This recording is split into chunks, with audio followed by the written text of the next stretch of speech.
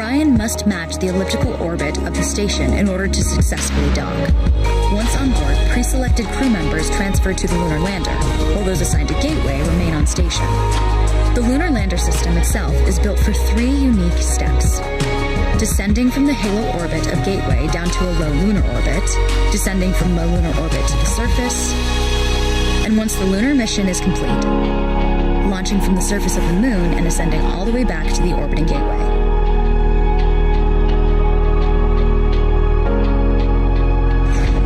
Once back aboard the Orion spacecraft and undocked from Gateway, the crew fire their engine once to break out of the halo orbit, and once again to sling the spacecraft around the moon, placing it on a multi-day trajectory back towards Earth. As they near the end of this journey, the service module is released, and the crew module is oriented heat shield first. Entering Earth's atmosphere at 25,000 miles per hour, the friction of air slows Orion considerably, while also subjecting it to temperatures of 5,000 degrees.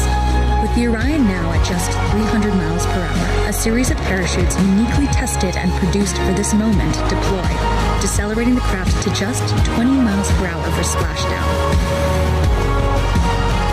With each successful mission, Artemis ushers in the next wave of men and women to explore our moon and prove that together we are ready to go beyond.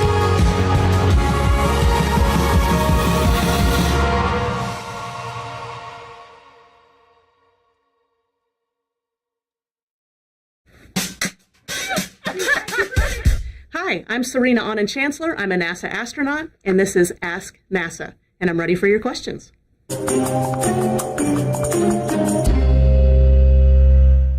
All right, so first question, what is Artemis, or what is the Artemis program? So the Artemis program is our lunar exploration program. We will get to the South Pole of the moon by 2024, landing the first American woman and the next man. Why are we doing this? Well, in order for us to head towards Mars, we need a special place where we can practice, essentially develop robust engineering technologies, figure out how well the human does with long-duration spaceflight, learn how to build habitats, and we do all of this on the moon. Essentially, we practice. It's an engineering battleground, so we can go to Mars. What do you think it'll be like to go on an Artemis flight? Well, let me tell you, this would actually be really cool to go on an Artemis flight because we'd be heading to the moon. Now, what vehicle will we be traveling in? Well, it's actually the Orion vehicle right here. And some of you may recognize this. This is similar to the old Apollo capsules, but it is bigger, it is better. I've actually climbed inside the mock-ups, seen the systems, very modern systems. This is what will be taking us back to the moon. It's going to have the first American woman on the moon. Serena, did you always want to be an astronaut? I did, probably since I was 8 years old. And my dad finally asked me one day, do you want to be an astronaut? And I said, yes. What one personal item did you take to space? Oh, I took multiple personal items. It wasn't just one. Funny enough, I took a back scratcher because you need a back scratcher wherever you go. What food would you take to the moon? Oh, easy. Cheeseburger, French fries, every time. Yum. If you were in a dance-off with an alien, what song would you pick? That's easy. It'd be Michael Jackson's Billie Jean. We played this song on the launch pad. What do you miss the most about Earth when you're in space? I missed feeling the Earth. So I miss the wind. I miss the rain. I miss the smell of the Earth, the smell of the grass. These are things you just can't imitate on station. Is it scary being in space? It's not scary being in space. I mean, it's your home, and it's the size of a 5-bedroom house. It's absolutely huge, and your friends are up there with you, so what's better than that? Do you have a question for NASA? Send your questions to our experts on Twitter using hashtag AskNASA.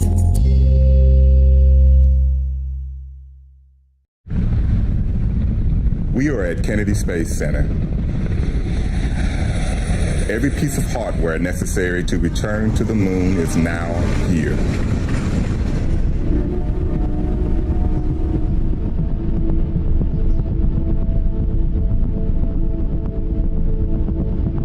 They are being assembled, stacked, fueled, and primed for flight. The next time these engines fire up, we'll be on the launch pad to send an uncrewed Orion spacecraft around the moon on a flight test for the Artemis I mission.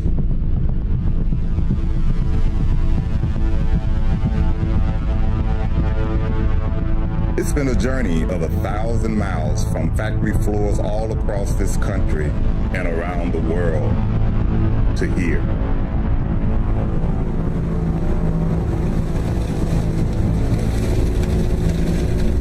And now the stage has been set. We are seeing Artemis take her place.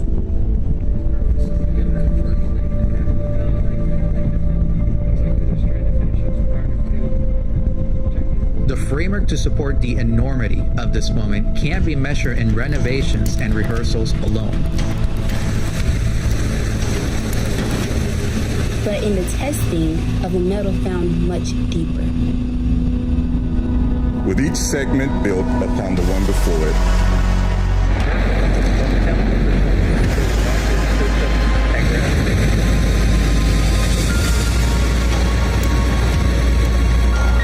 the volume of anticipation can be seen rising.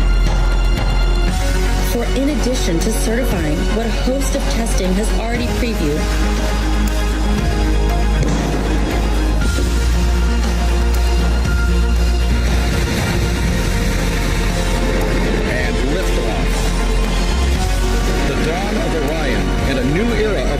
space exploration. Artemis will demonstrate a new path to the moon for this generation. Artemis I, an uncrewed test flight, will be a final proving of every system and every component in the harshness of space. A mission that, when successful, will open the door for the moonwalkers and lunar experiments that so many have hoped and dreamed about. We are going.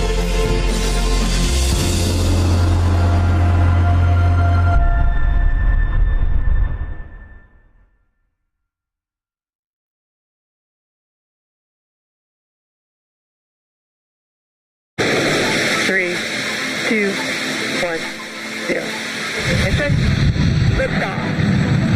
Artemis I will lift off from Launch Pad 39B at NASA's Kennedy Space Center in Florida with 8.8 million pounds of thrust provided by the most powerful rocket in the world, our Space Launch System rocket, or SLS.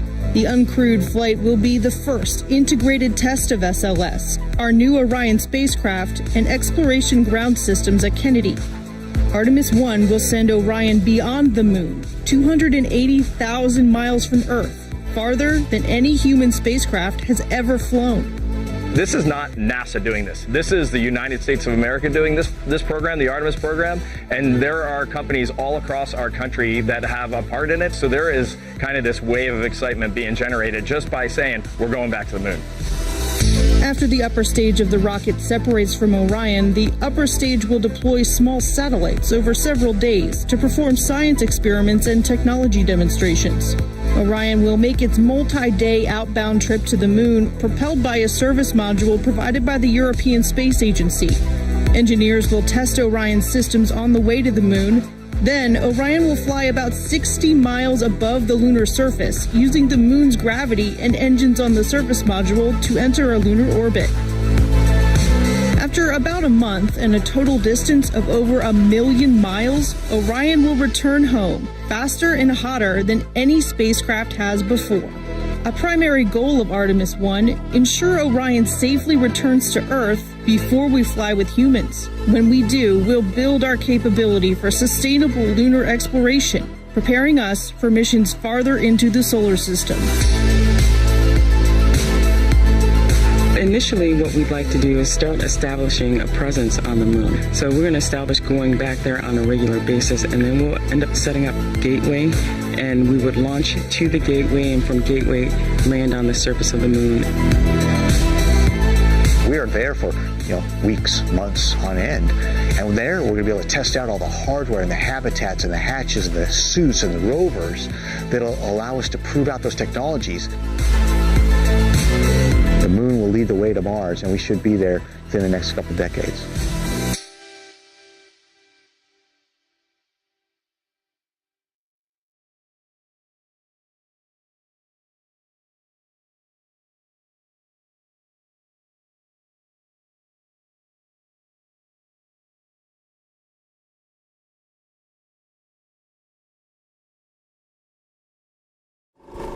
We're going to the moon to explore, and we're going to the moon for scientific discovery.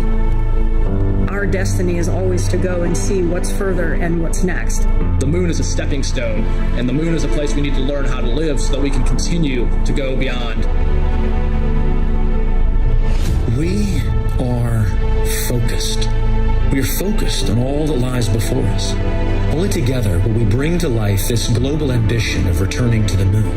And while our work is far from finished, we've never been closer to seeing a new generation step beyond our home planet. We are building on the achievements of those who came before. The giants who conquered gravity and raised a banner in the heavens, they beckon us to go farther, to the moon and on to Mars, to seek a deeper understanding of our universe and bring all that we learn home. 2020 was a year of unpredictable hardships, and yet, step by step, we resolved to press forward toward this grand vision. The daily efforts of thousands of suppliers from all across this country and around the world fed into stunning milestones and laid the groundwork for history. Launch team, go. Artemis has been woven into our culture. It has fostered collaboration across the aisles and across the ponds. It has grown beyond plans and preparations to include hardware and software. And now, it has a heartbeat.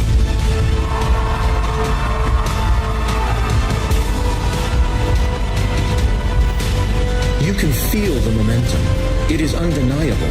We are going. And together, we will see Artemis light the way.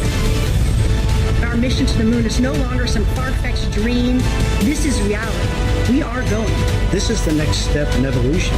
They're not just PowerPoint slides. They're actually metals being bent, shaped, formed to build the things that we're going to use. This is real. This is going to happen. We're going. We are going to the moon to learn how to live on other planets for the benefit of all. Let's go.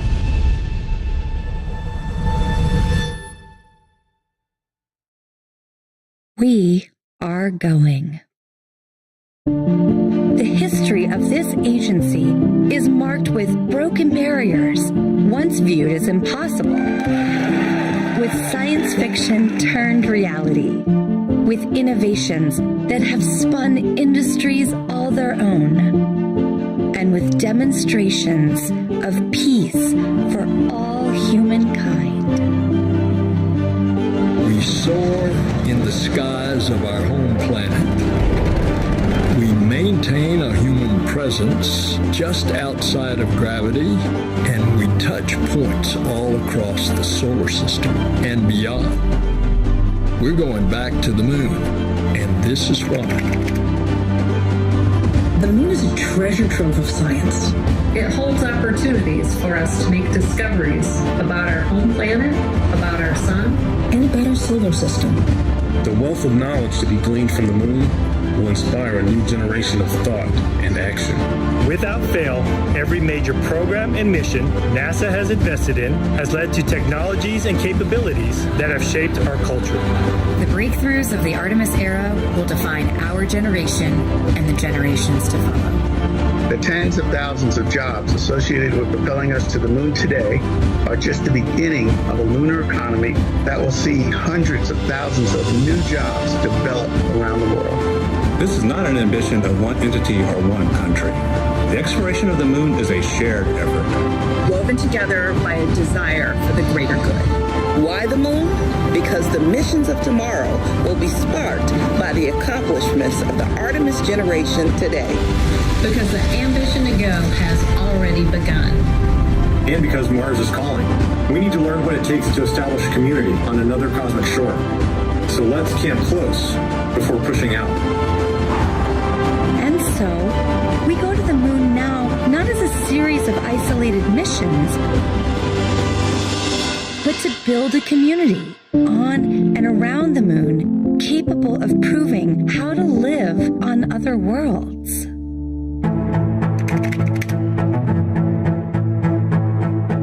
We'll use the lessons from more than 50 years of peaceful exploration to send a new generation to the lunar surface to stay. We will anchor our efforts on the lunar South Pole to establish the Artemis Base Camp, positioning us for long-term science and exploration of the lunar surface. We will prove what it takes to assemble a complex ship in deep space. We will perfect ascending down to and returning from a distant surface. We will learn how humans can survive and thrive in a partial gravity environment. With improved spacesuit designs, mobile habitats, and with reconnaissance robots pre-positioning and relocating supplies. We will learn how to utilize the resources we find on these other worlds, starting with finding water ice and purifying it to drinkable water. And refining that into hydrogen for fuel and oxygen to breathe. We will establish fission power plants on the surface of the moon capable of supporting a growing community of efforts. And we will expand the logistics supply chain to enable commercial and international partners to resupply and refuel deep space outposts. None of this is simple or easy, but nothing in our history ever has been. The Eagle has landed. You got a bunch of guys about to turn blue. We're breathing again. Thanks a lot. This kind of continuous lunar presence is a natural extension of all that we've learned in low Earth orbit. And what we will accomplish there will ensure the monumental missions to Mars are within reach.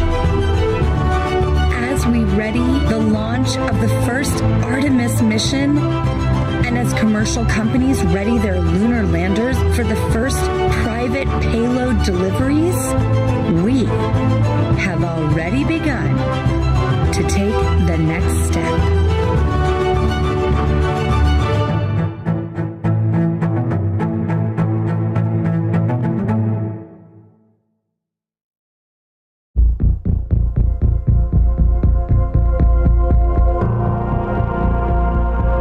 At NASA, we have always answered the innate call to go. With Artemis, we are going to stay. Proving that humanity can live on the moon, Mars, and other worlds, and share the wonders of the solar system with all. Our story is one of people. All those who make this journey possible. From advocates across communities, to companies across industries, to countries around the world, we achieve this collective endeavor. Our efforts create impact for all. Technologies that revolutionize industries. And jobs that bring prosperity to people. The discoveries from space benefit the way we live on Earth today. And those from the moon will create a better future for generations to come. But to do that, we must go. I'm Charles Lindgren. My name is Raja Chari. Kayla Barron. Kate Rubens. Hi, I'm Christina Cook. NASA astronaut Joe Acaba. Jessica Amir. Woody Hoberg. Ann McLean. Stephanie Wilson. My name is Johnny Kim. Nicole Mann. Victor Glover. Jessica Watkins. Hi, I'm Matthew Dominic. Jasmine Montbelli. Frank Rubio. Scott Tingle. This is what we do. This is what we will do. Let's go.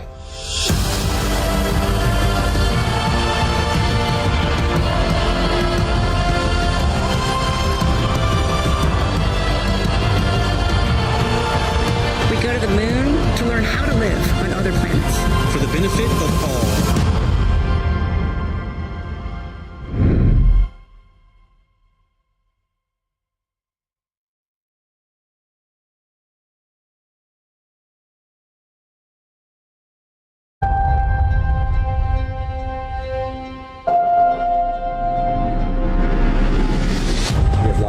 Send that command. 31 minutes and 32 seconds for support. Go for status comfort jump.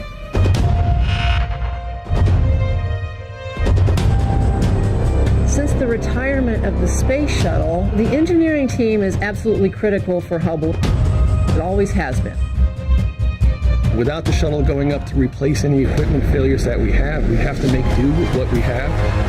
What we really are concentrating on is just keeping the telescope working and keep the science going. And everything looks excellent, and we have no reason not to expect that Hubble will last until the late 2020s and beyond.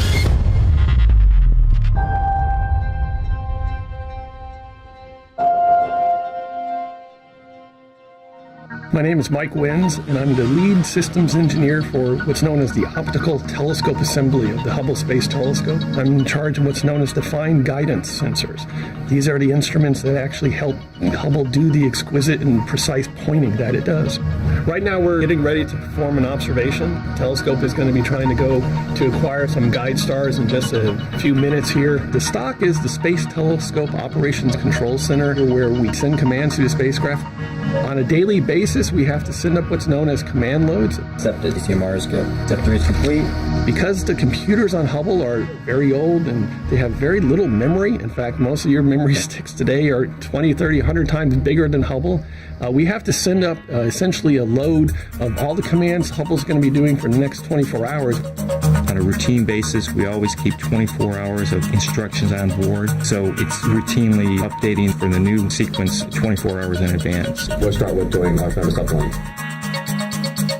Hubble is always working, it's always doing something, it's always doing some sort of observation or calibration or getting ready for the next task. We'll be logging on board at 14:33:17. Hubble is truly a 24/7, 365-day-a-year instrument, so the Hubble can keep on going. It never stops. And we are configured. It's been verified.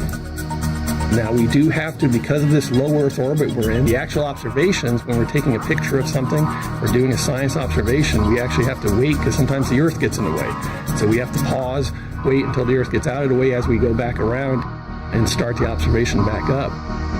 You have constraints. You don't want the optics pointing at the sun, and you don't want the instruments to have their shutters open when you're looking at the Earth, because the Earth is bright for them. And then we have the South Atlantic Anomaly, the SAA, which is a portion of the Earth where we get proton hits that will affect the electronics in Hubble and can also affect the instruments in Hubble. And so we have to plan out very carefully our targets and observations. We have a timeline that's laid out to maximize the efficiency of it. Hubble can actually take observations during day and night passes. Every 95 minutes, we go around the Earth. The batteries will charge from the solar rays during the day pass, and then at night, batteries power the observatory so we can continue observing. The scheduling with Hubble, we're trying to put it together as efficiently as possible and minimize our gaps. The goal is to constantly keep it busy. We're constrained to a certain extent, but whenever we have visibility, we are observing. The demand for use of the Hubble Space Telescope from scientists around the world is very high. Hubble is at its most productive. It's got some of the best instruments that have ever been on board it. There's a very high demand. Hubble is performing exceptionally well. 2, 1, and liftoff of Space Shuttle Alliance. Our final visit to enhance the vision of Hubble into the deepest grandeur of our universe. Since the final Space Shuttle servicing mission, we're using Hubble to get the best kind of science return we can from the suite of instruments that we have. So our focus now is on making sure we get the best science while it's still operating so well.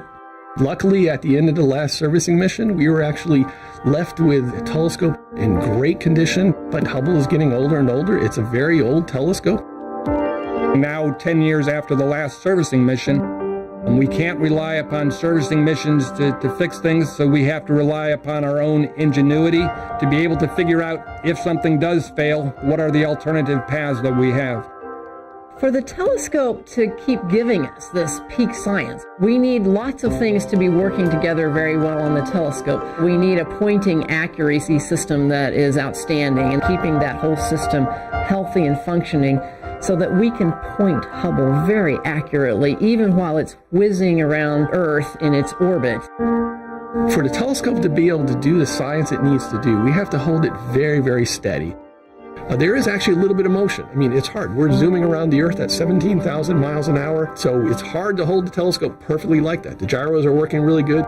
The gyroscopes can sense motion in each direction. And so because of the gyroscopes that we have on board and how sensitive they are in terms of sensing motion, that we can keep our cameras steady. Gyros are very good at measuring these very small rates. The fine guidance sensors are actually sort of used, I always like to describe it as backseat drivers, and they constantly tap on the gyro's shoulders about once a second. They keep saying, turn left, a little bit more right, a little bit left, a little bit right. I mean, it must be driving the gyros nuts. So the fine guidance sensors allow you that really fine control, but actually it's the gyroscopes driving the telescope. And they're doing a perfectly good job here. Everything looks good, our stars the right brightness. The reason that is because we need to make sure we have the correct guide stars. One of the things we look at is the brightnesses, and that's what we're measuring here. Those are about right for what the stars were. But also, we wanted to make sure they were exactly as far apart as we thought they were going to be. And it did. It did a check, and it passed a very, very tight tolerance check to make sure that those were the right stars. So we know we're locked up on the stars. We got a good lock here. The gyroscopes are very critical because to be able to move from one position to another position, the gyroscopes are the only thing that can tell us how we can do that. We have 6 gyroscopes on board Hubble. Currently, 3 of them are still working. And 3 is sort of what people used to think of as the minimum number, but we have developed a science mode where we only need 1 gyro. A big part of our job is to make sure that we can extend the life of Hubble and continue doing the high-performance science that we're doing for many more years. And what we've done is we've gone through all the critical components of Hubble and said, how can we potentially make them last longer, as you might do with your own cars, it's getting more miles on it. The gyroscopes have been our most problematic piece of hardware, so I helped lead an effort to develop a 2-gyro science mode, and we were able to use that mode on orbit and be able to perform science. And then learning from that, we actually developed a 1-gyro science mode that we've been able to test on orbit, but we haven't been called on to use. But in the end, possibly 5 to 10 to 15 years from now, when we're down to potentially our last gyroscope, that is the mode we will be in. Before we do anything on orbit for the first time, we have to test it out on the ground. And we're very lucky to have what we call the VEST, the Vehicle Electrical System Test Facility. And the key with the Vehicle Electrical System Test Facility is it's an exact copy of the main part of the telescope where all the electronics are. And it has the mechanical bays, it has the computers, the electronic boxes installed in there, and it has the cables and harnesses in there. And in fact, when we were building the VEST, we had the quality engineers came to us and said, you're not doing these cables exactly the way you should be doing them. You know, we've got better standards now. And our thing was, we're trying to build a copy of what we have on orbit. And so what you have in the VEST is an exact electrical copy of the Hubble Space Telescope. Every orbit as we come around the Earth, to be able to get our attitude correct, to get ourselves steady and locked on. The fine guidance sensors and the gyroscopes are key to that. And that's why those are the 2 of the subsystems that are on the top of our list, is having contingency plans for and monitoring the health and safety of those and making sure we have them in peak performance. When something fails on Hubble, or we have an anomaly, something we don't understand, one of my jobs is to bring together the experts, which may be a thermal engineer, a mechanical engineer, an electrical engineer, a software engineer, all these different people. And we'll say, you know, how do we deal with this issue? And how can we work around it and return back to peak science? What you do is you come up with a list of what is available to you on the telescope in terms of potential. I could close this relay or open that relay or turn on this box. And I am continually amazed. You have a telescope on orbit that you can't even see. I mean, all you're doing is looking at the data coming down to you from the ground. These experts are able to use their ingenuity and come up with ways to continue to operate Hubble. And everything looks excellent. And we have no reason not to expect that Hubble will last until the late 2020s and beyond. I personally am extremely grateful to the Hubble operations team, these people who work day and night to keep Hubble operating, providing exquisite science return, giving us the information that we need to know how Hubble's doing. Is it doing the kind of accurate pointing that we need? Is it getting the sensitivity in the various wavelengths of light in the various instruments that we need to have to do the science? Are we able to calibrate those observations in an accurate way? We couldn't do any of those scientific analyses if we didn't have this team of operations experts behind the scenes making sure that the details of Hubble's technical operations are being monitored, being handled, being managed, being planned in a near perfect way.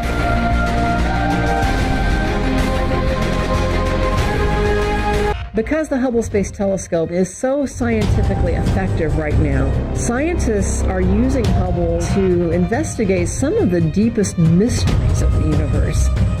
One of the primary things Hubble has been doing is looking at the atmospheres around exoplanets. If you had asked the guys who built Hubble and designed Hubble, they would have sworn Hubble could never, ever do this. That's one of the things I love about Hubble is that it ends up giving us new questions, new mysteries to explore.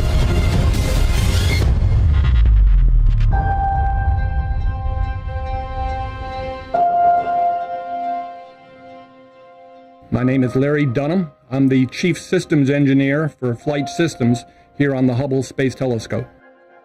I started on the Hubble program back in the summer of 1982 when Hubble was being built out in California. First telescope in space to be designed so that we've got what we call orbital replacement units. They're modular boxes with handrails on them so the astronauts can go up and just pick and play. They've got nice connectors on them that make it easy for the astronauts with their big gloves to be able to put them in and out. We've had 5 servicing missions. We have replaced some equipment multiple times, especially the instruments. We're always going with the advanced technology. The telescope we have today on orbit is not the telescope that we launched originally. We've been able to replace all 5 of our science instruments with instruments that have the technology that didn't even exist when Hubble was being built originally. The Hubble Space Telescope is really an observatory because it has several science instruments, several modes of operation. We have multiple cameras, multiple spectrographs. They each have different capabilities in terms of their sensitivities or the kinds of frequencies they can receive, or the electromagnetic spectrum. We can also use Hubble in different kinds of intriguing modes depending on what we're trying to observe. There are different types of observing scenarios, and one of the things the scientists have been able to do is they've been able to come up with very interesting and unique observing scenarios that allow them to do science that they never thought they could do before. Because the Hubble Space Telescope has been operating for a long time, it's giving us what we need to explore the universe in deep ways that would never have been possible when Hubble was first launched. For example, scientists wondered whether we could use Hubble in an innovative mode in recent years, basically scanning objects slowly instead of just staring at them. In some cases, that gives us a higher sensitivity to what we're trying to observe. And we're using that special mode on Hubble now to get better information about many types of things in space, including to be able to study planets around other stars, what we call exoplanets, planets outside of our own solar system. What Hubble's been able to do is as the planets go in front of the stars that they're going around, the spectrographs can detect changes, very small changes in the spectrum. This has allowed them to do exoplanet atmospheric studies. This is something that Hubble has sort of really stepped up to the plate and has been just phenomenally good at. Spectrographs have really sort of been leading that. If you ever see things about, a new exoplanet was discovered that has this in the atmosphere or that in the atmosphere, or we think it's made of this, it's the spectrographs which have shown you that kind of information. For doing a lot of the exoplanet observations, you have to catch what's known as a transit. One, the orbit of the exoplanet has to be such that it's going to go between you and the star it's going around. We can't just do an exoplanet observation whenever we want or whenever it's convenient. We have to do an exoplanet observation when it's first starting to go into the star. And so they have to know very accurately the timing of that. We have to schedule it ahead of time. This is not something that Hubble can get around to when it wants to. We have to say, no, at this point in time, on this date, you have to be pointed here and you have to be looking here. We had to really think about how to schedule this. A lot of thought goes into it. A lot of thought goes into the planning and of the execution. The Hubble operations team are quite willing and capable of using the telescope in new modes and new innovative ways that enable us to accomplish science that we wouldn't otherwise be able to accomplish. We asked them, would it be possible to use Hubble to track something moving quickly across the sky? And they figured out a way to use Hubble in a vast tracking mode that enable us to do explorations and discoveries that astronomers didn't envision using Hubble for when it was first designed.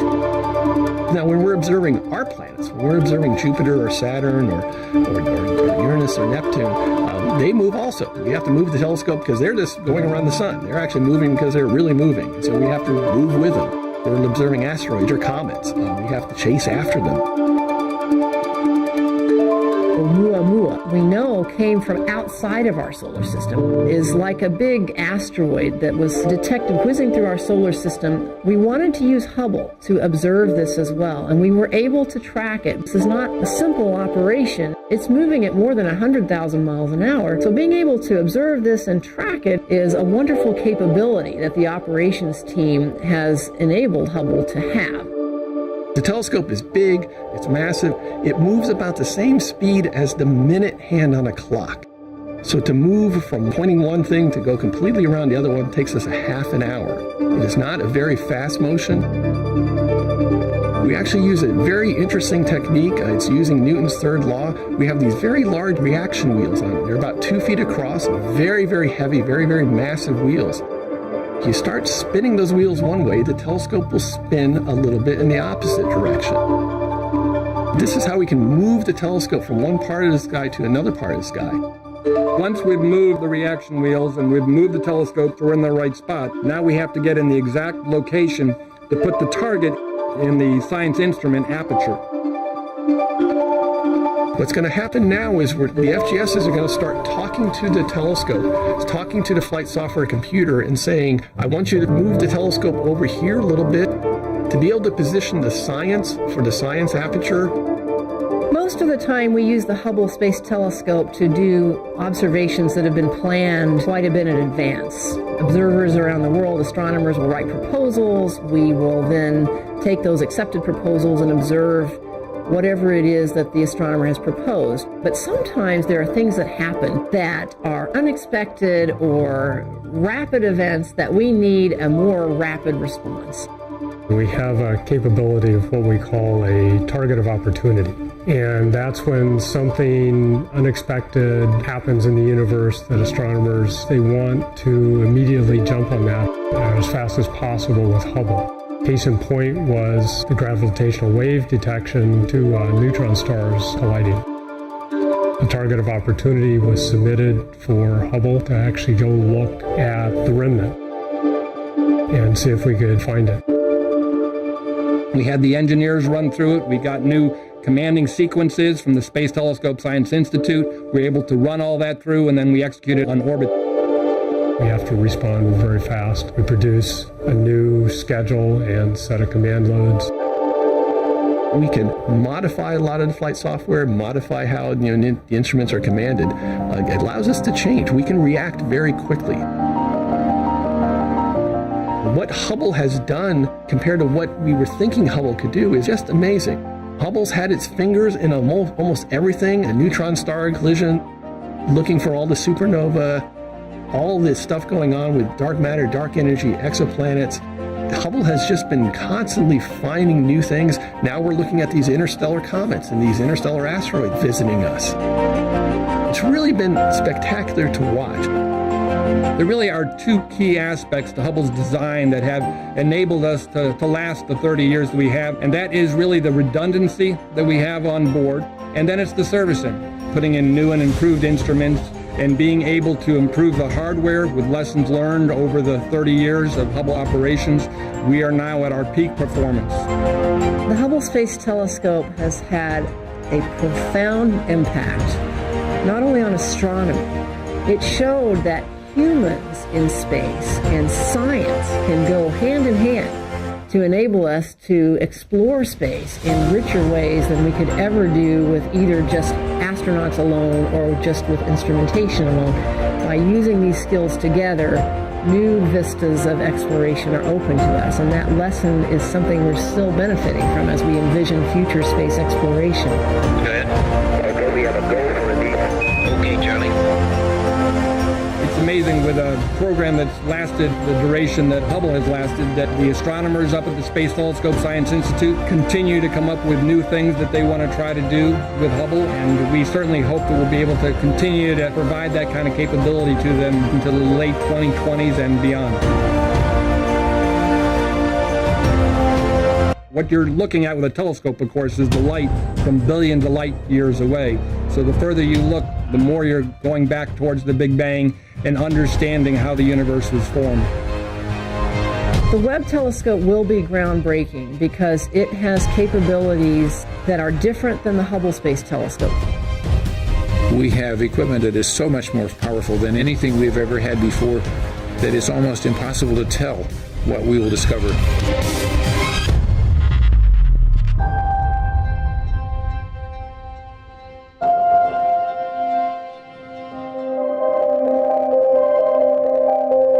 Hubble's accomplishments include something called the deep fields, looking out into space and collecting light, sometimes for many days.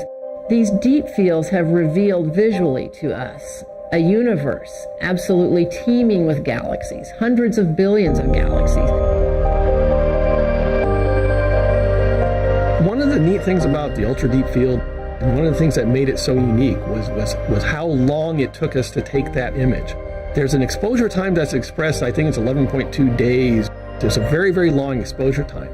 But probably what's more important is how many orbits it took us to do that. 400 orbits of Hubble data to take that image. You only get 15 orbits a day. To take 400 orbits and say, we're going to observe this one spot in the sky for 400 orbits. And the really unique thing about that was they picked a spot where there wasn't anything. They looked and they said, there's absolutely nothing here. And they said, you want to spend 400 Hubble orbits looking at nothing? And they said, yes, because we want to see what it can see. And I think the results from the science, I mean, it was amazing. What they saw was spectacular.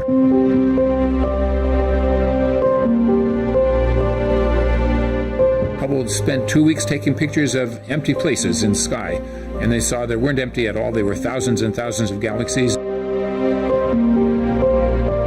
We were amazed how many galaxies we've found, and we continue to go back to that portion of the sky to increase that visibility. The Hubble Space Telescope is an outstanding time machine. It's incredibly important for our studies with the Hubble Space Telescope to realize that when we're looking at a galaxy, we're seeing it as it was millions of years ago, sometimes billions of years ago. It's taken that long for the light to get to us. What you're looking at with a telescope, of course, is the light from billions of light years away. So the further you look, the more you're going back towards the Big Bang and understanding how the universe was formed. What Hubble has revealed is that the universe has in fact changed over these billions of years of time. The early galaxies, the very distant ones as we see them, simple. Sometimes they're messy looking, they're small, they haven't had time yet to form that grand spiral structure. Over time, we see galaxies actually merging with other galaxies and growing bigger and bigger, and those mergers can look like train wrecks in our Hubble images.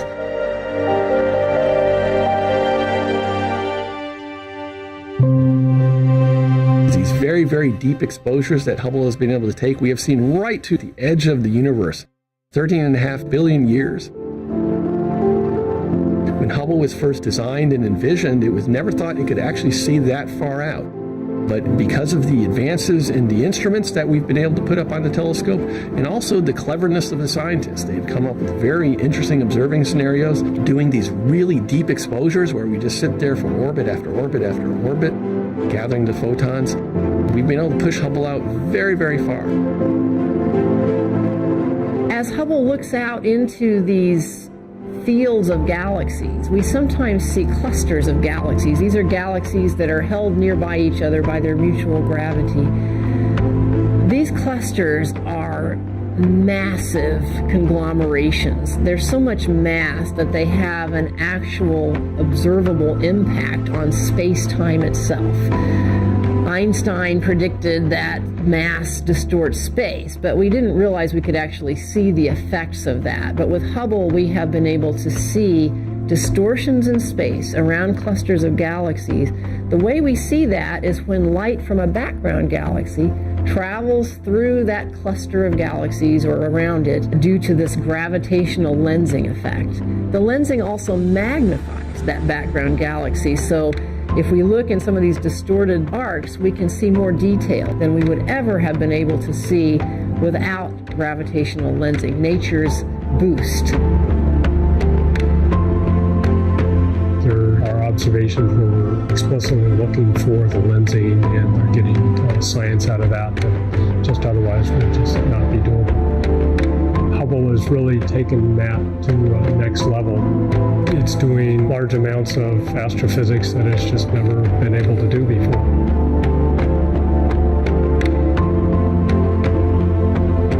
What we're doing with Hubble is to prepare for the new James Webb telescope, which we anticipate launching in 2021, which will be able to see farther into the infrared part of the electromagnetic spectrum. That enables us to see some galaxies that are difficult for Hubble to see because they're so far away that their light is traveling through us through expanding space and gets stretched out into redder wavelengths, often far into the infrared part of the spectrum, even sometimes beyond what Hubble is able to detect well. The Webb telescope will give us more information about some of those very distant galaxies. The James Webb Space Telescope is the follow-on telescope after the Great Hubble Telescope. It extends the discoveries of Hubble into the infrared spectrum region. We think that the first objects that grew out of the Big Bang material probably happened in about 100 million years after that start. And we think the Webb telescope can pick them up. They're rare, they're hard to find, but they should be there. The farthest we've been able to see with the Hubble telescope goes back about 800 million years after the expansion began. So we think we get much closer to the first objects with the Webb telescope. Hubble gives information that the Webb telescope cannot give about visible and ultraviolet emission from things in the universe. And when we have all that information coming in at the same time, it's like a banquet of scientific return. Now when we get the complete picture of every wavelength you can possibly see from ultraviolet to infrared, we hope to have the story of the growth of the first galaxies from the primordial material. So that will be a huge accomplishment that depends on both pieces of equipment, the Hubble telescope and the James Webb telescope working together. So astronomers are very excited about this probability that we'll have both the Hubble Space Telescope and the Webb telescope operating at the same time for quite a few years. That will give us an abundance of new understanding about the universe. And already right now with Hubble, we're doing preparatory observations for the Webb telescope. We're using Hubble to do things, for example, like surveying distant galaxies to find out which ones would be prime targets for the Webb telescope. In fact, scientists around the world are proposing observations with Hubble right now specifically to help us learn information that will be useful for making the best use of the Webb telescope as soon as it's launched and gets going in its science observations. I think the Hubble telescope has been the most productive science instrument ever built. In astronomy, there's what we knew before Hubble, and now there's what we know after Hubble. They're so different. Of course, Hubble has now had a life of 30 years, so it's had a long time to make this revolution happen. So it's not all at once. It's a gradual revolution, but it's still a huge revolution. Technology has changed dramatically over the 30 years of life of the Hubble telescope. So you couldn't even have imagined when the Hubble was launched that we would have the wonderful cameras and spectrometers that we fly today. We figured out how to send astronauts. We trained the astronauts. We figured out what instruments could be put in. We figured out how to repair everything that went wrong on the Hubble. And it's still alive. It's today, 30 years after launch. And I am so thrilled to say that our people were able to do that. That's the operations team that makes this possible. It's a miracle as far as I'm concerned, because it didn't have to be that way, but they made it happen.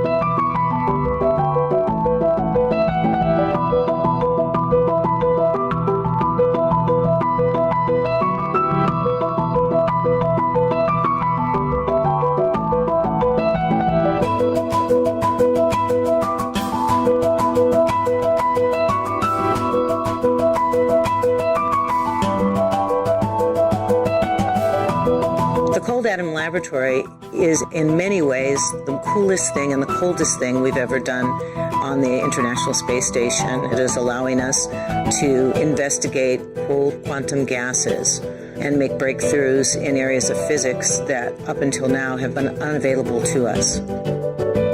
NASA built the International Space Station to do the kind of research that we're doing in the Cold Atom Lab. This is the first time we're able to study this fifth state of matter in space.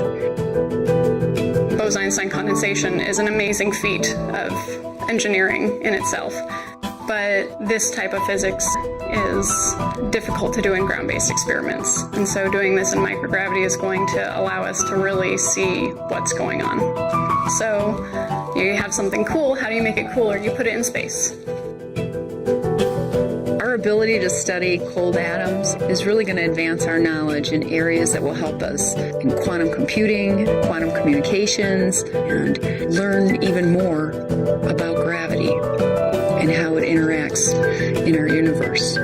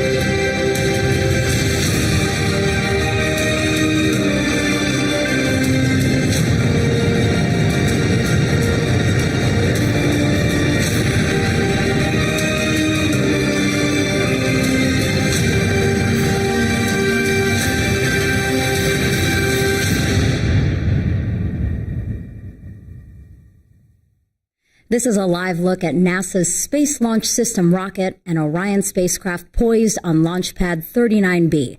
Tonight, managers from across NASA met here at Kennedy Space Center to discuss if we're ready to fly to the moon. Good evening, and thank you so much for joining us live here at NASA's Kennedy Space Center. I'm Megan Cruz with NASA Communications. You are watching the Flight Readiness Review briefing for NASA's Artemis-1 mission. Liftoff of this first uncrewed flight test is currently targeted for Monday, August 29th at 8:33 a.m. Eastern Time from historic Launch Pad 39B. We have NASA leadership from around the agency to brief you on today's Flight Readiness Review that just wrapped up. First, we have Bob Cabana, NASA Associate Administrator. Janet Petro, Director of the Kennedy Space Center. Jim Free, Associate Administrator of Exploration Systems Development. Mike Sarafin, Artemis-1 Mission Manager.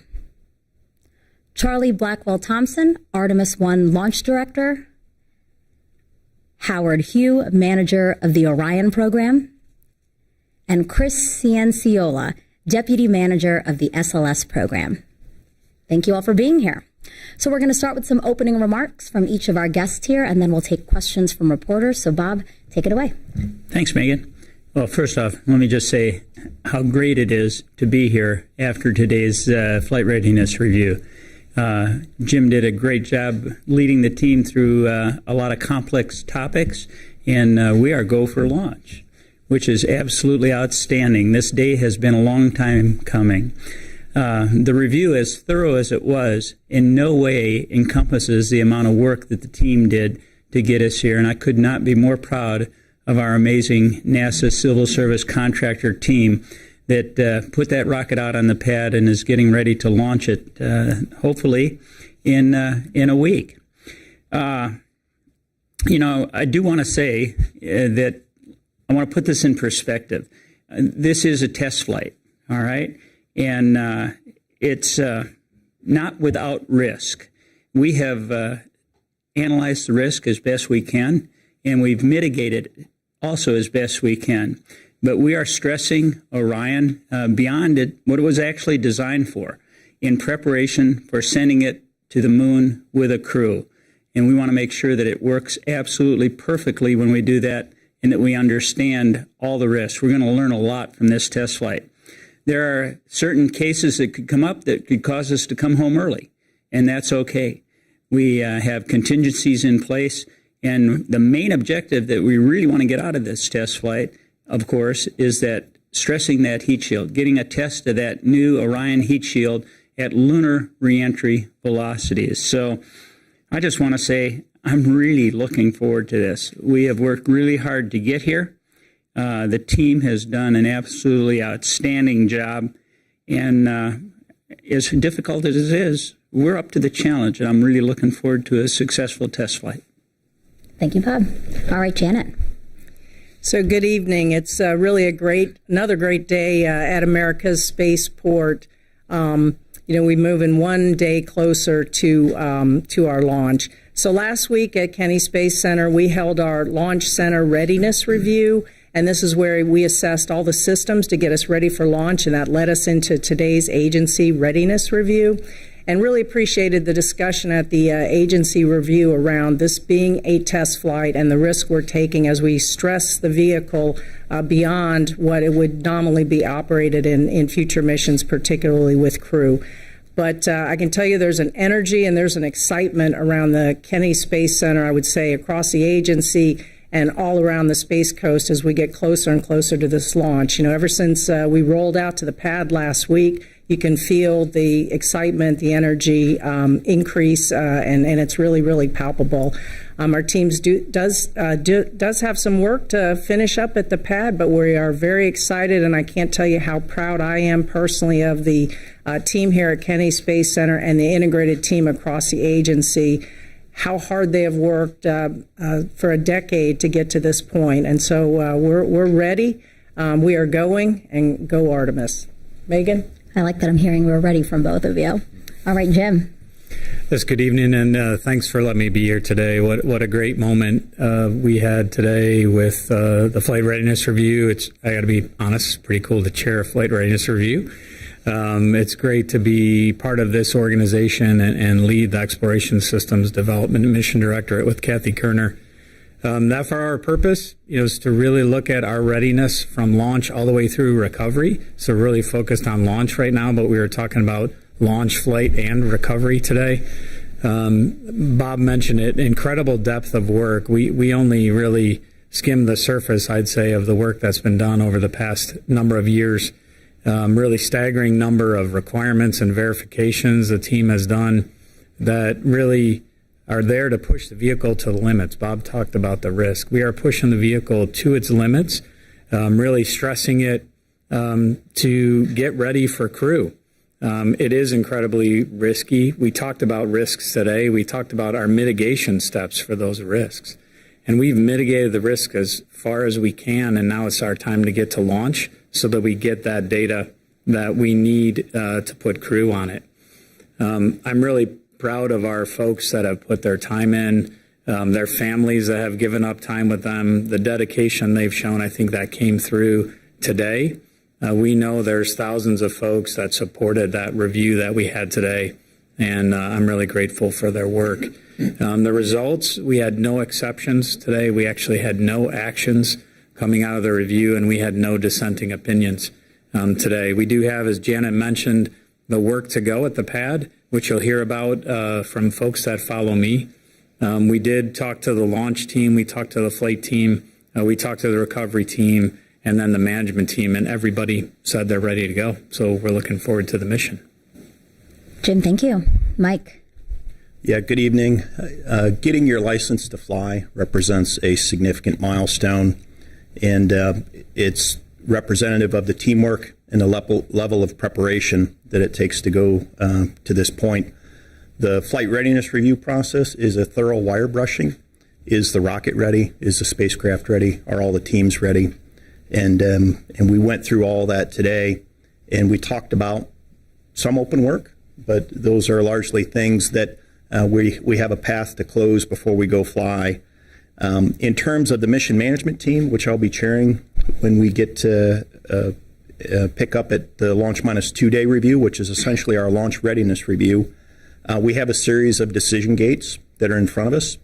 And the purpose of the mission management team is to provide oversight and risk acceptance, as well as to basically, if we are outside of our pre-planned criteria, to assess whether we should continue or whether we should knock it off as part of a flight test. We do have a series of checkpoints built into the mission, and we've trained those alongside of our operations teams, our launch team, our flight team, and our recovery team, as well as with our engineering support elements in Huntsville and in Houston. The test flight itself carries inherent risk, and we talked about that today. We talked about what we call moderate risk and high risks throughout. This is the first flight of a new rocket and a new spacecraft, and at its furthest point, the spacecraft will be nearly 290,000 miles from Earth before returning home. And this is the first human-class mission in over 50 years. So we're doing something that is incredibly difficult to do and does carry inherent risk in it. I guess one thing that I've been reflecting on today was a quote by Hugh Dryden, who was one of the founders of the Apollo program, and he talked about the purpose of flight testing, which was to separate the real from the imagined and the known from the unknown. So that's what Artemis I is all about. That's a great quote. Thank you for us to keep in mind as we move forward. Charlie. Well, good evening. It's great to be here today, 1 week away from launch.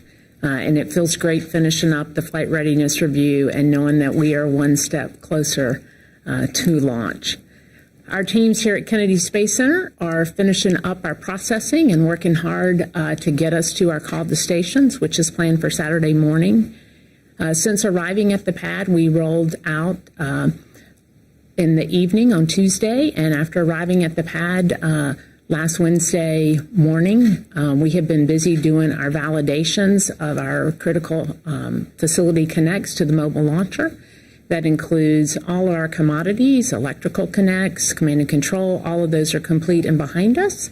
And we are getting ready right now for our what we call our program-specific engineering tests, which is we have about 2 tests left. That's one of them. That starts tonight on third shift, or this evening on third shift tomorrow. And then we'll also pick up with our booster servicing activities. We did that during wet dress, that activity before, and so we have a lot of experience with it. Those are our final 2 tests, and then we finish up our launch countdown preps and get into launch. So the teams are working really hard. We're on plan for that call to stations on Saturday. As has been mentioned in previous press briefings, we have extended the time frame of our flight termination system that is required by the Space Launch Delta 45th to cover 3 launch attempts. I wanted to mention that since that was a change since we met last time. And then also we have finished up all of our launch team training. We've completed 30 sims, so our team is certified and ready to go. So we are on plan and certainly looking forward to call the stations coming up on Saturday. Charlie, thank you. Howard, next. Yeah, good evening. Thank you, Megan. Let's see. Today is an exciting day for the program, culmination of a lot of hard work by many people and demonstrated today through our review and understanding of the risks and the mitigations that we have as a program. And so appreciate the time we spent today with senior leadership talking about those and really understand where we're headed with the mission. Charlie talked about her preparations. For Orion, we had a few items that we need to close out, specifically the payloads that are going on board the spacecraft, the dosimeters, the radiation hardware, the biology experiments. We were able to load all our hardware and, of course, our crew interface and technology demonstration, Callisto, was also installed and finalized. So all those payloads that we have inside the crew cabin are ready to go. And the hatch was closed today, so we're looking forward to the next steps. The next steps will be we'll finally open up the hatch one more time, install the final our zero-G gravity indicator, Snoopy, so that'll be really exciting as well. We'll do final closeouts where we'll pull the soft covers from the windows and the seats and things like that, and we'll be ready to fly.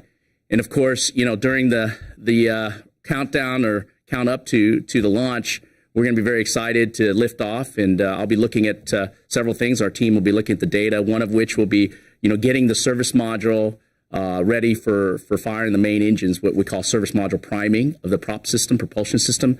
Service module is a big component of the overall Orion spacecraft. It does propel us. It gives us a lot of capability to have propulsive capability, number one, and it also provides active thermal and in all the water and Eclipse hardware that we need to support crews. So it's a great demonstration. The European service module, which is part of the service module, is a very important component of the Orion program. Our European partners have done a great job of developing the European service module and getting us to this day. And of course, we're looking forward to our translunar injection. It's about an hour and a half after we launch. So really looking forward to getting to the moon, and thank you for your time today. Thank you, Howard. And finally, Chris. Okay, good. And I'm too excited to be here. And from the SLS team, our job is to get Orion to the TLI that Howard just spoke to, right, and get it into the intended orbit so it can go on to the moon. We convened with our leadership team. We had our contractor team, our element management team, our chief engineers here today to support us, to talk about our steps along the way to get here and our readiness to fly. When you talk about a test flight, you look at the build up to get to this point. We've gone through single engine test. Y'all followed the Green Run test series at Stennis. We've had full scale booster test, several structural tests that we've had of the vehicle and structural test articles and the dynamic rollout test that we had.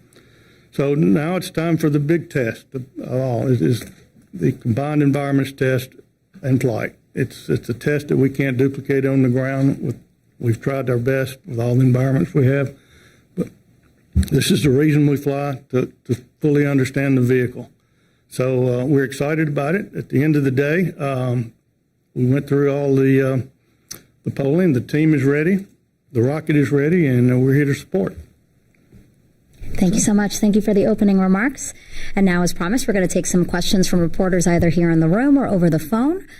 Please introduce who you are and who you're affiliated with, and then also, just to get to as many of you as possible, ask one question and let us know who you'd like to answer that from the panel here. So we'll start with you over there. Thanks. Irene Klotz with Aviation Week. I don't know if this is for Charlie or for Mike. Are there any restrictions on the SpaceX's use of 39A once the countdown begins? You want to take that or me? You take first crack. All right, so I'll start off, Irene. So with regards to restrictions at 39A, when we get ready to go into tanking and we establish our BDA, our blast danger area, and our launch danger area clears, certainly that will impact work over at 39A. So not until tanking begins, as far as the countdown starting Saturday? Just prior to that, certainly the access to 39A is available. Okay. Thank you. Over here. Hi guys, Bill Harwood of CBS. This is for Mike Sarafin. I am still a little bit confused without an abort motor in the LAS. Could you explain the abort scenarios for this flight? I mean, I guess you can get off after 3 minutes in 16 seconds or something, but I'm unclear about what happens when you're overflying Africa or where abort once around comes into play. I don't understand the timing of those things. I mean, I hope it never happened, of course, but just so we understand it if it actually did happen. Yeah, I agree with you 100%, Bill. We hope that we don't need those capabilities, but we've inherently designed in abort capability to protect crew on later flights. On this initial uncrewed test flight, we do not have an active abort motor on the launch abort system. We have an active jettison motor. Normally we don't need the abort motor. It would only be required in the event that you're trying to protect the crew. Up to the point where you achieve what's called untargeted abort splashdown. So you're about 3 minutes in the flight, closer to 4 minutes in the flight, you have to separate the service module fairing panels. And then at that point, you can use the service module for aborts. And that it's at that point, once the service module fairings separate, and we verified that we can use the launch abort, or we can jettison the launch abort system, and that provides what's called untargeted abort splashdown capabilities. So the vehicle at that point could splash down anywhere in the Atlantic before we get to the African continent. Before the untargeted abort splashdown coverage ends, we actually pick up abort once around coverage, so we actually have overlapping abort capability, and we could abort once around if necessary. And then if we don't need to abort once around, we would proceed through perigee raise and either enter a low Earth orbit or proceed through the point of translunar injection. And Howard, I don't know if you have anything to add to that. It's the Orion spacecraft that we're talking here. Yeah, no, Mike, I think you covered it very well. Certainly we have that overlap capability. I think that's very important. And if we have that energy, we'll be able to go do abort once around and come back and try a nominal landing. Thank you for that question. We'll take two on the phone now. We have Chris Davenport with the Washington Post. Hi, thanks so much for doing this. I guess this question's for whoever wants to take it, but a couple of the panelists said that this mission is going to stress Orion past what it was originally designed for when it has crew on board. I wonder if you could just elaborate on that. Are you talking about the long duration of this test flight, or the fact that you'll be going some 40,000 miles beyond the moon, or is it some other challenge? Thanks. Let me take it. Okay. Yeah, maybe I'll start. Certainly, I think you touched on that's one of the key things that we're stressing. 21 days, active days with 4 crew. That's one of our key design parameters. But certainly, this mission allows us to push a lot of capability. Certainly, duration, the long class mission that we're talking about, 42 days. Will allow us to stress a lot of the systems and be able to check out those systems. So that would be one of the bigger drivers for the program. And the heat shield will have the same return velocity. I think you asked about the heat shield. So certainly the demonstration at 25,000 miles per hour coming back is very important because those will be our lunar return trajectories with the crew, and that'll demonstrate our capability and really validate the models and the ground testing we've done with the heat shield, and that'll be a good demonstration of that capability in the real-time environment. Great. Also on the phone is Kristen Fisher with CNN. Thank you very much. This question is for Bob Cabana. It's been about half a century since NASA has had a rocket designed to take humans to the moon on the launch pad, ready to actually launch. I know it may not be, historically speaking, the right stuff for astronauts and former astronauts to talk about their feelings, but I'm curious, Bob, what it feels like to be working for NASA at this moment in history, a week before launch, with all that's gone into this. Feels pretty outstanding, Kristen. This has been a long time coming. I think I've shared with all of you, I had the privilege of seeing an Apollo launch. I saw Apollo 13 launch as a young midshipman, and I never dreamed I'd end up being an astronaut, let alone director of the Kennedy Space Center or in the position I'm in now. And worked really hard the years I was at KSC getting ready for this, and Janet has got to take it to its completion, seeing it roll out to the pad for launch. But I have to say I'm really excited and honored to be in the position I am, to actually be part of seeing SLS, Artemis I, out there on the pad, launching us, returning us back to the moon and eventually on to Mars. I'm a product of the Apollo generation, and look what it did for us. And I cannot wait to see what comes from the Artemis generation, because I think it's going to inspire even more than Apollo did. It's going to be absolutely outstanding. I also want to throw in, the administrator and I both sat through that entire review today, and Pam was dialed in on it from Washington, and a lot of work to get to this point. So I think that's one of the things that I feel when you ask, how do I feel? I feel amazing pride in the team that got us to where we are. And it was really outstanding. It was rewarding to be able to see all that work during the review today and know that we are ready to go do this. Well said, Bob. Thank you. We'll go to some questions here in the room. Go ahead. Hi, I'm Jim Siegel. I'm with NASATech.net. A question for Bob Cabana. You mentioned, Bob, the importance of testing out the heat shield. Perhaps that's the most important aspect of this flight.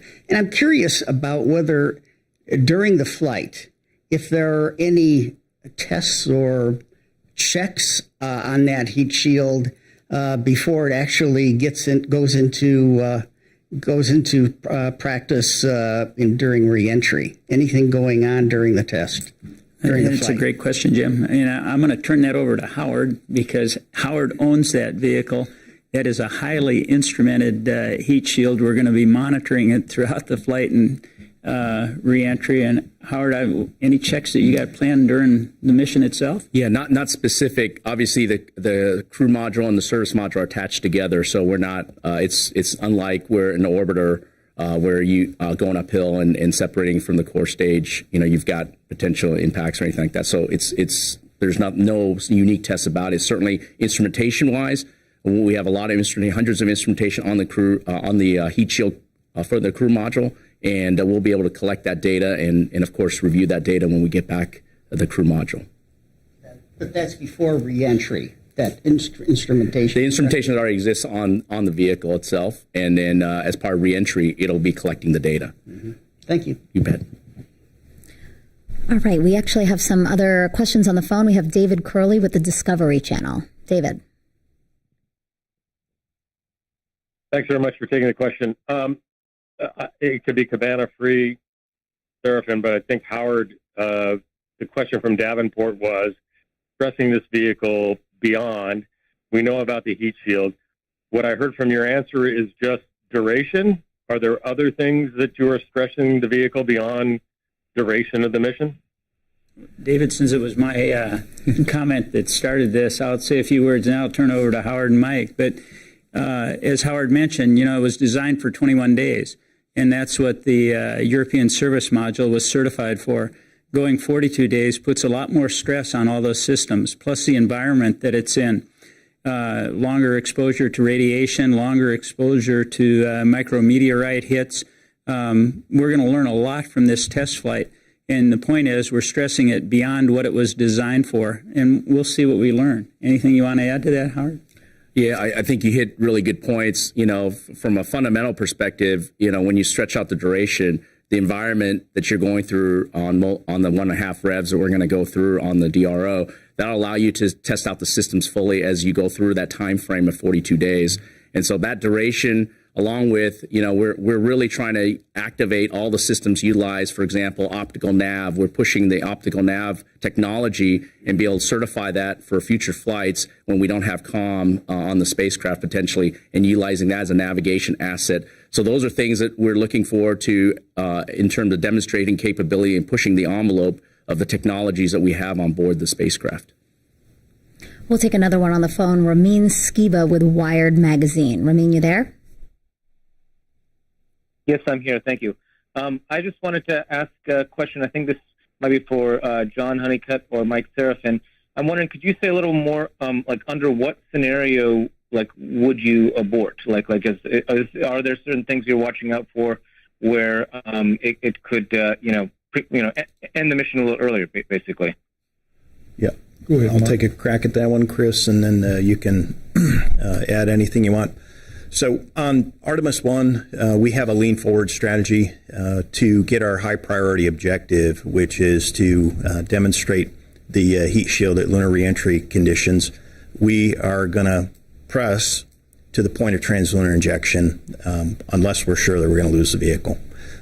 So we've got a lean forward strategy here on this flight. We would be go on this flight for conditions that we would normally be no-go for on a crewed flight in the interest of crew safety. But because we want to buy down risk across the manifest and to understand this system and the system design and its margins, we are going to press through the point of translunar injection if at all possible. In terms of aborts, the vehicle is largely automated from the point of booster ignition all the way up through translunar injection. And we've got go, no-go criteria that have been established at various points along the way, including the translunar injection maneuver. And then we have a couple of gates prior to the translunar injection maneuver as well as prior to the perigee raise maneuver. And we could punch off the interim cryo propulsion stage while it's in a inhibited attitude control system phase.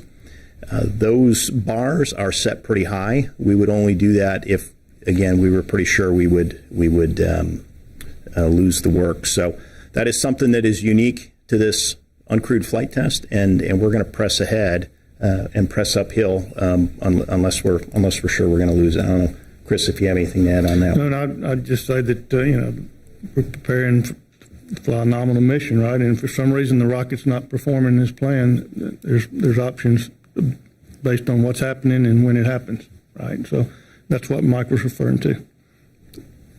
We'll go back to the room here, and then we have several on the phone again. Thanks. Stephen Clark from Spaceflight Now. I think my question's for probably Mike Sarafin. Listened to your webinar last week about launch windows and the trajectory for Artemis I. One thing I'm still not clear on is you talked about the variable azimuth during the 2-hour window. Is that trajectory calculated on the fly basically by the SLS guidance system, or is it calculated like minute by minute or at certain intervals on the ground and then uploaded into the computer? Just how does that work as you navigate to get to that target for TLI? The short answer is yes, the SLS calculates that based on the time of liftoff, trying to hit the insertion altitude, which is a 975 by 16 nautical mile insertion altitude, and then the upper stage, the interim cryo propulsion stage, adjusts to account for the differences in the point of translunar injection. So you got to remember the Earth is rotating on its axis, and as we wait throughout the 2-hour window, the launch site is going to be in a different position with respect to the point of translunar injection in the moon. So we're accounting for that through onboard guidance calculations and the variable azimuth is really trying to set up what we call the antipode, or the point opposite, relative to the moon, to set up that intercept point. And when you've got this three-body dynamic, you got the Earth rotating on its axis, the moon going about the Earth, and the spacecraft launching over up to a 2-hour window, you've got to take that into account. Okay, we'd like to go on the phones. Who's next on the phone we have here? We have Jeff Faust with Space News. Good evening. A question for Mike Sarafin. You mentioned you had some open work left to do, and I just wanted to see if you could provide any more details on that open work, and if that is work that you would normally expect to be open at this point in launch preparations, or if it's something that is not expected but you still expect to close in time for launch next week. Thanks. Yes, some of the work is very straightforward, very simple, like what Charlie outlined, to load the boosters with their fuel and to get the vehicle configured. Probably the biggest one that was talked at our flight readiness review today was the hydrogen kickstart to thermally condition the engines.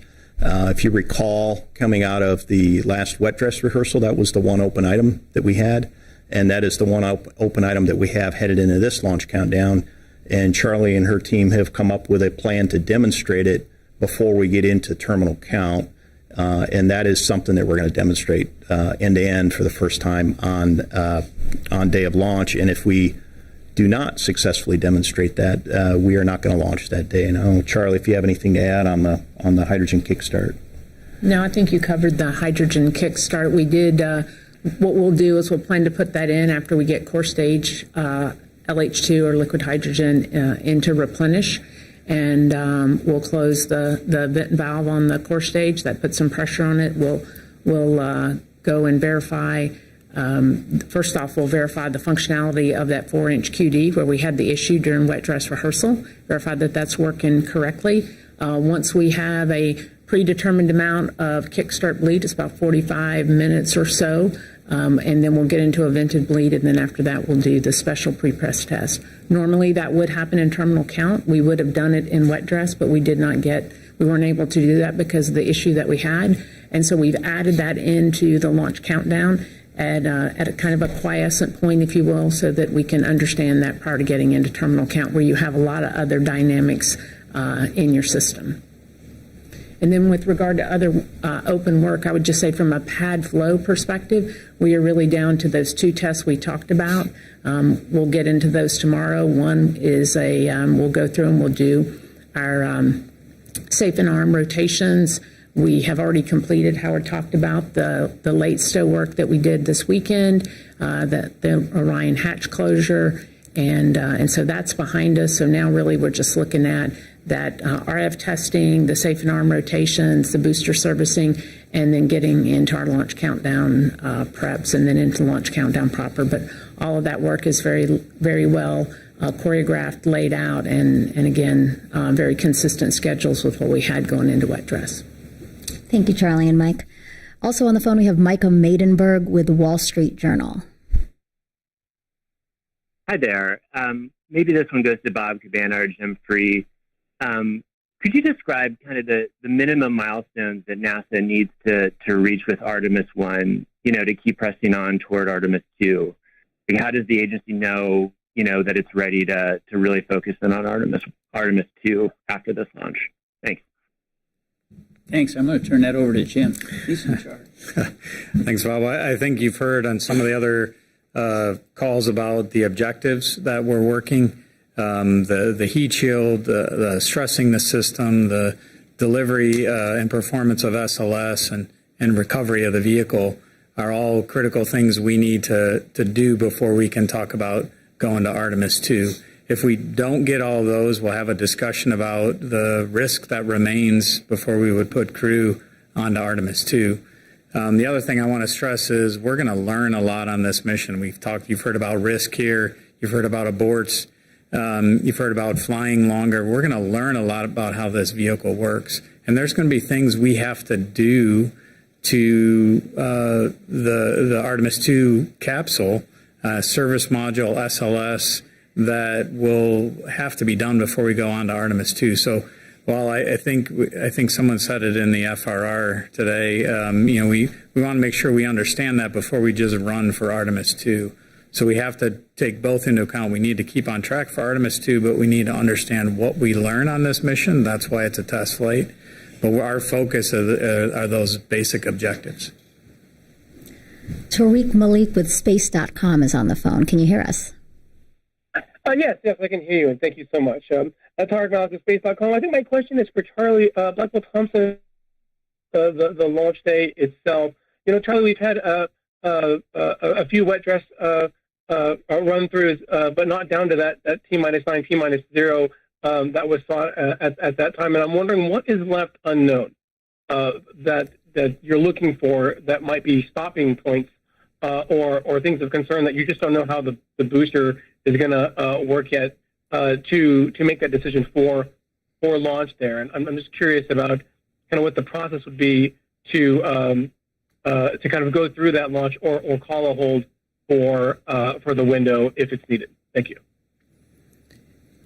So let's see. I think your question was about different hold points and maybe things that that we didn't get as part of wet dress. And so the biggest thing we didn't get during wet dress was the verification of that bleed in the 4-inch QD. So we're certainly looking forward to testing that out. We believe that we have taken all of the actions to correct that problem, but of course we can only test it at ambient conditions in the vehicle assembly building. And so when we hit it with cryos at the pad during that bleed kickstart is when we'll know that we've got that problem fully behind us. So I would say that's one area. We already talked about the pre-press test.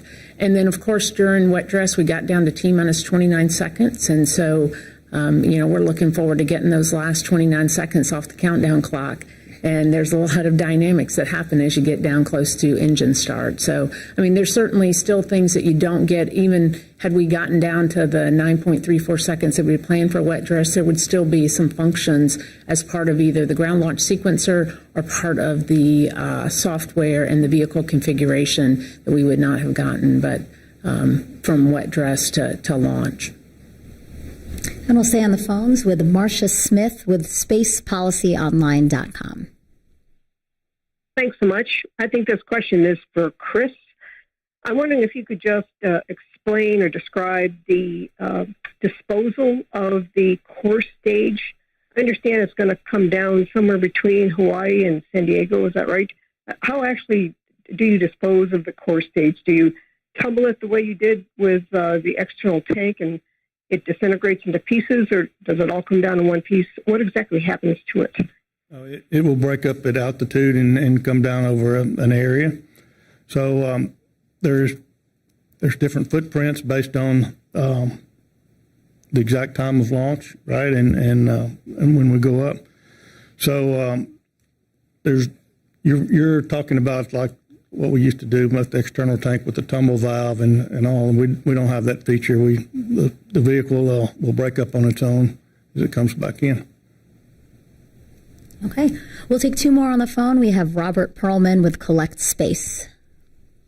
Hi, thanks. For Mike Sarafin, maybe Howard and Chris, can you share to what extent, if at all, you have additional confidence that SLS and Orion are ready to fly, given that some of its propulsion elements have already been used on multiple shuttle missions, as opposed to if they had been new designs or never flown before? Well, I'll start from SLS, Howard, and then hand it over to you. Relative to, we reuse engines, right? We're reusing engines here from shuttle, but the engines, for example, have new controller systems on them. So the engines we have on Artemis I, each have gone through a full-scale, full duration static test as a single engine. After that, on Artemis I, on this very vehicle, it went through the full-scale green run for a full mission. So obviously this one's been rung out pretty good, right, with space shuttle experience and ground test. When we get to Artemis V, we'll be bringing on engines that do not have the flight experience. We will get that data through ground test. And we'll test each engine individually with the controller that it'll fly with. So that's how I would answer the SLS. Now on the booster side, the components, obviously it's just the case segments that are reused in some of the structure. When that hardware is expended, we will have new hardware. Each of those pieces of hardware goes through an acceptance test and a pressure test individually. So they will also get rung out prior to casting. So that's the answer for the launch vehicle side, and I want to touch on Orion. Yeah, thanks, Chris. If you don't know, our reuse of the OMS-E, or the Shuttle Orbital Maneuvering System engine, is our main engine. So our only engine that is actually from the shuttle program. The rest of the engines are Plus X or auxiliary engines, and then our RCS engines on the service module are brand new, and as well as our RCS system on the crew module. So we've done not only replacement of the soft goods that comes with the OMS-E engine that we got from the orbiter program, or the shuttle program, and we've done a lot of extensive testing. We've recertified them, and we tested as a system together in our qualification at White Sands Test Facility. So all those tests have demonstrated that capability. And of course, that's why we're going to exercise. One of the things we're going to do very early after our TLI burn is we're going to exercise the OMS engine. And it's not necessary for a correction maneuver, but we're going to exercise that main engine to make sure that things are operating as we can. So this is a demonstration, like Jim and Bob were saying earlier. We're demonstrating a lot of capabilities that we're going to need long term, and this is one of these things that we're going to be flying for a little while in the next few missions of other orbiter engines, and so this will be a very good characterization of the performance and our ability to utilize that main engine. Yeah, Robert, probably the only thing I would add is while we have tested each of these subsystems, whether they're the boosters, the RS-25 engines, the Orion main engine, and the auxiliary engines on the ground, it is the first time we're going to operate these together as one integrated vehicle. We could learn some things. As Jim said, we are going to learn about the vehicle as a whole. Some of it could be as simple as, where we have software limits or software triggers. Maybe we were a little too conservative, or maybe we had a little less margin than we anticipated, and we will definitely learn from this test flight. But a lot of the work has already been done in terms of workmanship checks and quality checks, as well as ground testing. One more on the phone, and then we'll come back into the room for some follow-up questions here. We have Christopher from Astronomy Magazine. Yes, hi. Chris Kokinos from Astronomy Magazine. Thank you, and good luck, everybody, for next week. My question is, I think probably for Mike. Jake Bleacher was talking about the CubeSats last week, and some of them can be recharged, some can't. So I'm just curious, the ones that cannot be recharged on the ground or can be recharged somehow in space, are they going to make it past these first 3 launch windows through early September? If they don't, are they just a loss? And is that something to address in the future, to have only CubeSats that have some charging capacity on the ground? Thank you. Yeah, Christopher, that's a good question. Yes, we have 10 CubeSats on this flight. We talked at the flight readiness review today. 5 of those have been essentially topped off in terms of battery state of charge. We've had open communications with each of the CubeSat customers as to access and just design constraints all the way up through the install on the vehicle. Prior to that, we had the payload safety review process, and we are at the point where we're getting ready to fly. The remainder of those CubeSats, we, based on analysis, believe have sufficient charge to conduct a mission.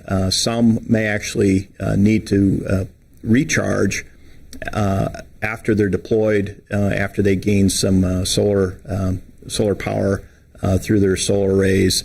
But we believe each of these has a mission. That said, the CubeSats are relatively low cost. They have relatively low levels of redundancy and a relatively high failure rate. So we do anticipate one or more of these CubeSats to not be successful in its mission, just due to the nature of the CubeSats themselves. Irene, are you in the room? Irene Klotz with Aviation Week. I two questions.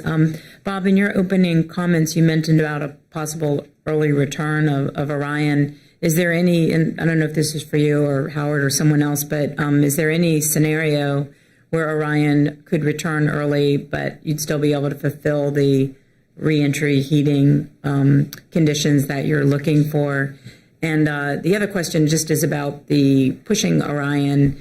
You mentioned the TLI burn and how you'll be accepting some conditions for uncrewed Orion versus crewed. Could you please provide maybe two specific examples of where you'd go for TLI burn on an uncrewed Orion versus crewed? Thanks.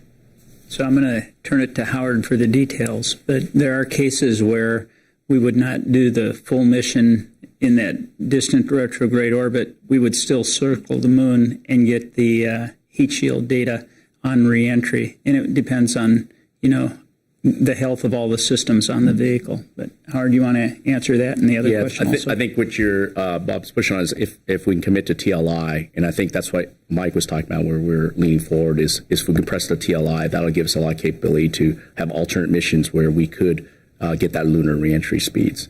And I'll turn to Mike to talk about a couple things that he would push for in terms of moving forward on TLI. Yeah, Irene, that's a great question. We've put considerable planning and effort into what we call alternate missions, and we're going to go as high as we're able to within the consumables and the systems that we have. If we have a performance problem on the rocket, we're going to fly as far as we can, and there are cases where we can try to make some of that up with either the intercrowd propulsion stage, the upper stage, if there's a core stage performance issue. And then there are other cases where we may be able to complete the translunar injection maneuver using the Orion spacecraft and its service module. From an integrated performance standpoint, there are scenarios where we'll fly as high as we can. If we are uncomfortable for whatever reason, performance or systems-wise, with entering the distant retrograde orbit, we have alternate missions that would allow us to downmode to a lunar flyby. At translunar injection, we are not targeting a free return trajectory, but we could adjust to downmode to a free return trajectory about the moon. And then if we didn't have enough performance to do a lunar flyby, we could do a very high elliptical orbit and go out as far as we could towards the moon and come home. Or we could do a high Earth orbit, or we could do a low Earth orbit. So depending on the performance margin available and depending on the systems problem, we could fly as high as we could, and that's part of our alternate mission strategy. In terms of pushing Orion, one of the cases that we've talked about is a failed solar array deploy. If you look at our timeline, we normally separate from the core stage, we deploy the solar arrays, we do the perigee raise maneuver, and then the translunar injection maneuver. If we had a failed solar array deploy, we would proceed. And that is something that we wouldn't necessarily do on a crewed flight. There are a number of other systems that we've agreed to proceed forward with, and we could be zero fault tolerant. We could be on the last remaining string of our guidance and nav system, on our propulsion system, on a whole host of other systems, and we would proceed through TLI. And the point I wanted to make, Irene, was that this is a test flight. It is the first flight of a new vehicle. It is not without risk. And there are things that wouldn't necessarily go exactly right. Hopefully it's going to all go perfectly. But Mike and his team have done an absolutely outstanding job looking at all the things that could possibly go wrong and looking for contingency plans that still get us the maximum amount of data. So. Bill, you have a question? I do, but he was in. Oh, Stephen, you can. Go ahead, Stephen. Yeah, I have a couple of questions. First of all, we talked about risk. Can you share the loss of mission probability calculation for Artemis I? And then I have one more as well. Loss of mission. The number is rattling around in my head, but I don't want to be quoted saying the wrong number, so I don't remember what it is off the top of my head. We could get you that after the fact. I don't know if anybody else has it. Okay, another question was, I think we had this discussion during the WDR campaign about the launch countdown audio. And at that point, you had said that the audio from the countdown would be reviewed for export control and be approved for release to a certain point. I think you've approved that, it seems like, starting at L-15 minutes. And I'm curious, was that review completed? And is that when the export control people basically told you that's when we can share the audio? And then secondly, and related, have you sought an export control license or an exception or exemption from the State Department for any video or audio associated with this countdown? I'll start with your last question. We haven't sought a license. We have folks who are export control reps that we rely on to understand the regulations that we have and do the right thing. So let me say that up front. Now, having said that, it's been a fascinating process trying to make sure that we share as much as we can. Our Office of International and Intergovernmental Affairs is the one, or Interagency Relations is the one who really owns the export control side of it. So we've been working with them to get more of the count aired. We're trying to start air everything through terminal count with someone sitting there to make sure to keep us in check. But we've pushed it that far. Catherine Hamilton continues to try and push to air more. So we are making progress, and hopefully you'll see that improvement for 1, and we'll continue to push for 2. We've done that by working back through the tapes that we have of all the loops. So once you get past Charlie's launch director loop, right, we start really talking some details. And what we don't want to do is that's what the team is used to right now. If you think of the old NTD kind of loop, right, we're working a lot of details on that loop, and we don't want the team to start holding back talking things on that loop. So that's why we're trying to keep it at Charlie's loop. But for 2, we're going to look at what can we do to share even more. And I think there's folks in the audience that can tell you that that I work with that there's probably nobody pushing it more than me. So it's a work in progress. I think you'll see an improvement for launch. Go ahead, Bill. Yeah, this is for Charlie. Could I back up to your... I'm trying to understand when I should be paying attention for Daryl, since we might not have the loop, to tell me that the kickstart, the valve works. I mean, you've added a test to confirm it, but where does that occur in the countdown in either L- or T- time, just so people know what's going on? Yep. Well, we will start the kickstart right after we get core stage to replenish, and I'll get you an exact time for that. It's roughly a couple of hours before we get to T0. We will go through the kickstart. Again, that's about 45 minutes or so, and then we have the vented bleed that it's going to take some more time. Now, when we get through all of that testing for that special pre-press test, that'll be prior to the T-minus 10-minute hold, when we get through that whole test that we intend to put in there. Right. So replenish is where you start exercising it. That is correct. But wouldn't that have always been the case? In other words, I'm trying to understand how you learn in advance that it's tight. Is it that same point, or is there a special test? It is that same point where we would do the kickstart bleed. The difference in the pre-press test, or the addition of the pre-press test, is after we get through the kickstart and then the vented bleed, then we'll go through and do a special pre-press test like we would do in terminal count, where we're actually pressurizing the tank. So that's the difference. That the team will take some time to analyze that data, and we'll get that back just prior to the T-minus 10-minute hold. Yep. Okay, and the last one here in the room. Jim Siegel again. I think this is for Mike. Maybe I missed it, but are any of the flybys going to be looking at the locations that were identified the other day? I assume you're